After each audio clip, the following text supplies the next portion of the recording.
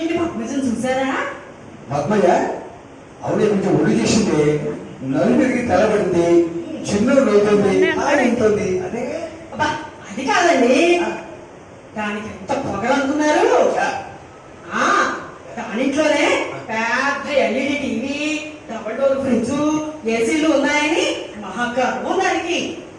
అలా ఎందుకు అనుకుంటావు చెప్పు? పాప కష్టపడి ఉద్యోగం చేసుకుంటుంది, నెల కూడా కొనుక్కుంటుంది, అలా అనుకోవచ్చు కదా. కష్టం కాదు, దానికి పొగరు. దానింట్లోనే అన్ని ఉన్నాయని నాకు అన్ని చూపించి వేళకోళం చేసినది. నిన్ను వేళకోళం చేసిందా? అదేనండి, మొన్న ఎండుమిరపకాయలు పైన పెట్టుకుందాము వాళ్ళ ఇంటి మేడ పైన అని వెళ్తామంటే 3 అంతస్తులు పైకి ఏమి ఎక్కుతారులే అని నన్ను వెళ్ళం చెప్పకుండా అడ్డుపడింది.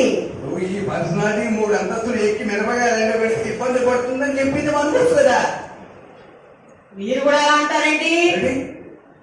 అసలు దానికి అందుకే బాగా తిక్క కుదిర్చాను తెలుసా?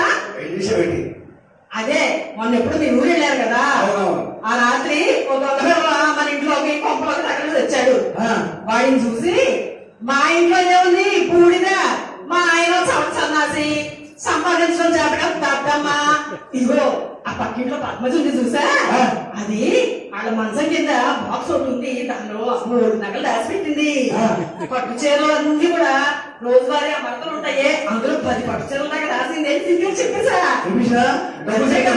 అంతేకాదు అది బియ్యం డ్రమ్ము సీక్రెట్ గా దాచి పెడుతుంది, అందులో 50,000 దాచిందంట. నా దగ్గర గొప్పలు పోయింది, నేను ఊరుకుంటానా అని కూడా చెప్పేశా.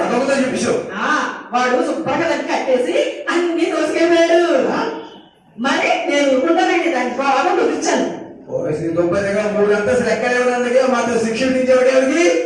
మరి అంతేకాదు, ఆ దొంగ ఏమన్నాడంటే, ఇదిగో అక్కయ్య గారు నా కష్టం సగం తగ్గించేశారు, ఇట్లాగే ఎవరెవరో అయినా ఎక్కడెక్కడ దాచారో మీకు ఎవరెవరంటే బాగా నిప్పులు పోసుకుంటారు అట్లాంటి వాళ్ళు ఉంటారు కదా, వాళ్ళందరికీ చెప్పండి, ఈసారి వచ్చి మళ్ళీ మళ్ళీ మీకు థ్యాంక్స్ చెప్పుకుంటారు అన్నారండి.